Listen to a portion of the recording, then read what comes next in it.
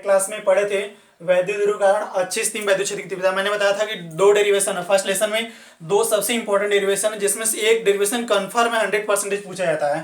ठीक है, हम लोग अच्छी स्थिति में पढ़े थे, अब हम लोग पढ़ेंगे निरक्षी स्थिति में। अच्छी और निरक्षी अवस्था क्या है, जैसे कोई वैद्युत ध्रुव रखा गया है तो ठीक इसी के पैरेलल या इसी के क्षेत्र में इसी तल पे ही अगर कोई दूसरा जगह पे यहाँ पे कहीं पर रखा गया कोई चार्ज, तो वहां पे इलेक्ट्रिक इंटेंसिटी कितनी होगी वो हमें फाइंड करना है, तो हम अच्छी स्थिति निकालते हैं। बट इस तल पे ना होकर इसके कुछ ऊपर और नीचे अगर वैद्युत क्षेत्र निकालना हो तो उसको हम निरक्षी स्थिति बोलते हैं। जैसे देखिए कोई वैद्युत ध्रुव जैसे मान लिया है कि हम ए बी है जिसकी लंबाई 2l है, एक सिरे पे माइनस क्यू है और दूसरे सिरे पे प्लस क्यू रखा गया, इससे आर दूरी पे कोई बिंदु P है सपोज कंसीडर कर लेते हैं जहां हमें वैद्युत क्षेत्र की तीव्रता निकालनी है। तो ध्यान दीजिएगा, सपोज अगर यह दूरी L है और यह दूरी R है, अगर हम इसको निकालें दैट इज द AP या फिर हम कह सकते हैं BP that is the same equals, ये क्या होगा हाइपोथेनियस होगा, इसको हम R square plus L square निकाल सकते हैं अंडर रूट में।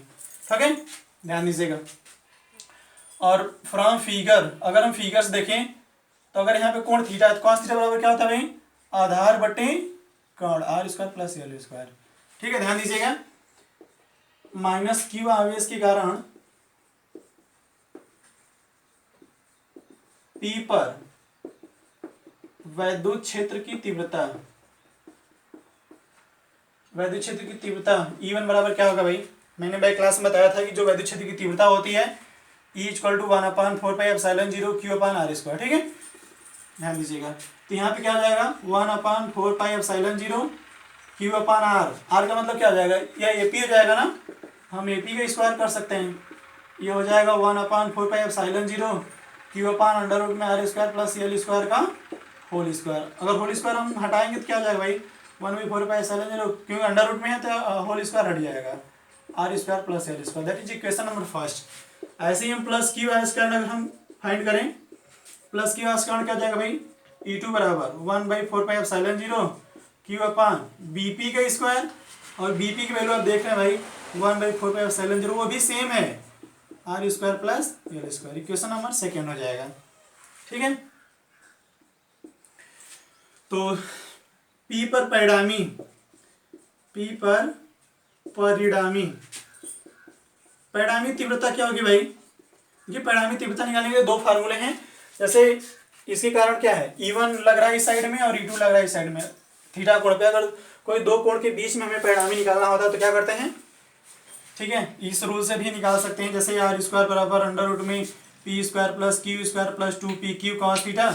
या फिर इसमें अगर हम ध्यान देंगे तो जो इसके पैरेलल मतलब जो अच्छी स्थिति में होगा वह वैद्युत क्षेत्र हमें प्राप्त होगा, और जो इसके ऊर्ध्वाधर होगा वो शून्य होगा।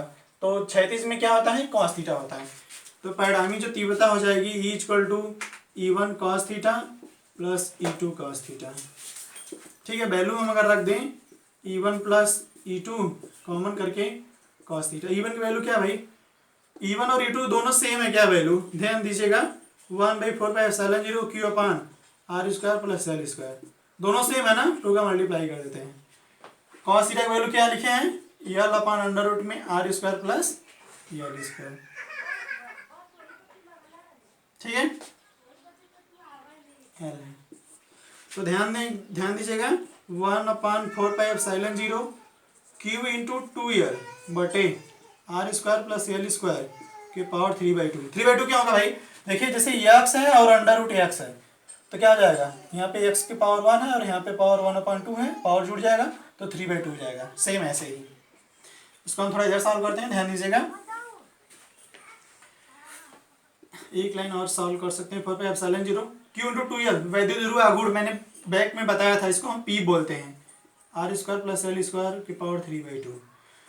सीन्स देखिए मैंने बताया था कि जो द्विध्रुव होता है वो बहुत छोटा होता है। द्विध्रुव क्या होता है, छोटा, उस ये 2L उसमें आधा करेंगे तो और भी छोटा हो जाएगा। L is less than R की तुलना में L बहुत छोटा होता है, तो L को हम क्या कर देते हैं, नेग्लेक्ट कर देते हैं। तो यहाँ से क्या हो जाएगा भाई, E = 1/4πε0 P/r² प्लस L की वैल्यू 0 है, पावर 3/2, तो E बराबर हो जाएगा 1/4πε0 R² की पावर 3/2, पावर 2 से 2 कैंसिल हो जाएगा, यहाँ से E = निकल जाएगा 1/4πε0 P/r³। That is the most important derivation. ठीक है, दोनों डेरिवेशन में से कोई एक डेरिवेशन कन्फर्म है कि पूछा जाता है, आप इसको तैयार कर लीजिएगा। आप स्क्रीन शॉट लेकर के रख लीजिएगा, इसका एक नोट बनाइएगा जरूर, क्योंकि हम होमवर्क चेक किया करेंगे आप लोगों का। ठीक है, दैट्स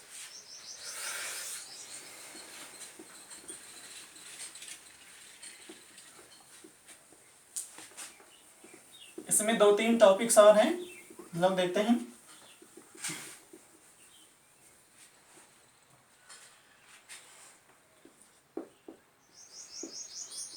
वैद्युत द्विध्रुव आघूर्ण पर बल युग्म,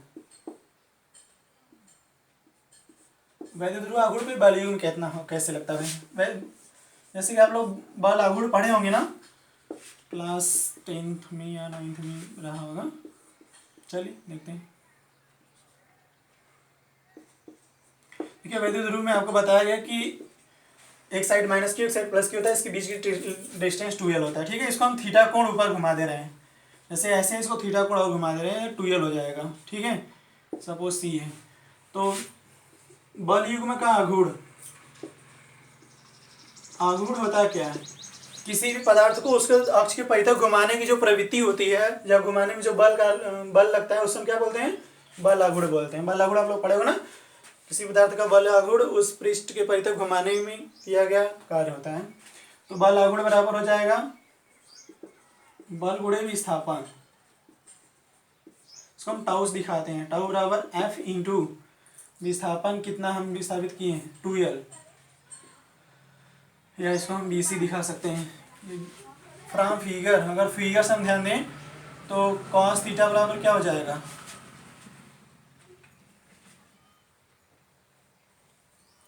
cos थीटा नहीं, इसमें कर्ण है ना, sin थीटा मिलेगा। sin थीटा बराबर क्या होता है? लंब बटे कर्ण, यानी BC बटे 2l। यहाँ से अगर हम BC की वैल्यू निकालेंगे तो क्या हो जाएगा? 2l sin theta.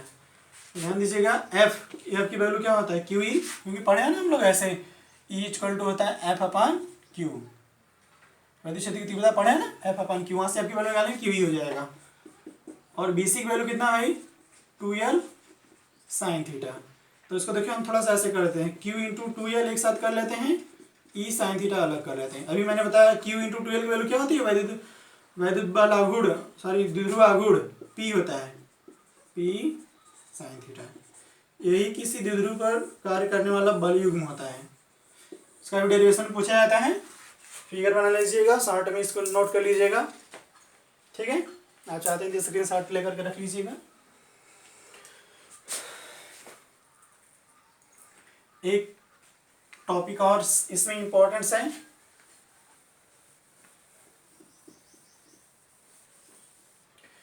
वैद्युत ध्रुव आघूर्ण को घुमाने में किया गया कार्य।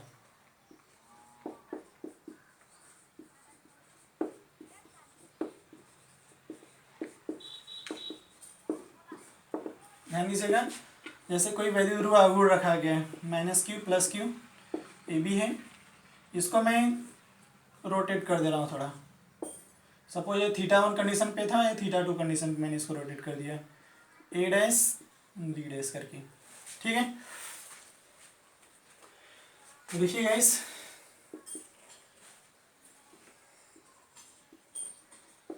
घुमाने में कृत कार्य, हमें कार्य निकालना है। कार्य बराबर क्या होता है भाई? बल गुणे बल की दिशा में विस्थापन। ठीक है, अभी मैंने बल पीछे निकाला था टाउ, विस्थापन कितना हो रहा है मान लेते हैं d थीटा, मैंने विस्थापित कर दिया है।